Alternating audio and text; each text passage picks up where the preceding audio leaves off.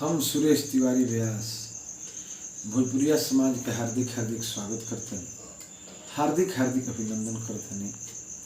बहुत खुशी के बात बा जो हमार भगिना निरंजन राय भोजपुरिया जगत में बहुत सुंदर कलाकार, बहुत सुंदर लयदार, इतना सुंदर उनकर कला बा कि सुनना पर हृदय में प्रकाश हो जाता। जौना तरह भोजपुरिया जगत में भिखारी ठाकुर नाम कैले, गायत्री ठाकुर नाम कैले, भरत शर्मा जी नाम कैले, वो तरह हमारा विश्वास बा जे हमार भगिना निरंजन राय उतने प्रकाश, उतने विकास भोजपुरिया समाज में करी है।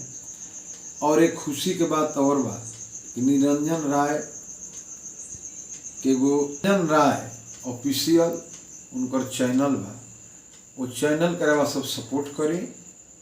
हम भोजपुरिया समाज के हार्दिक हार्दिक अभिनंदन करतनी, अपना वाणी के विराम देतानी, निरंजन राय का आशीर्वाद देतानी। जुग जुग भोजपुरिया समाज के सेवा करो, भोजपुरिया समाज में अपन प्रकाश फैलाओ।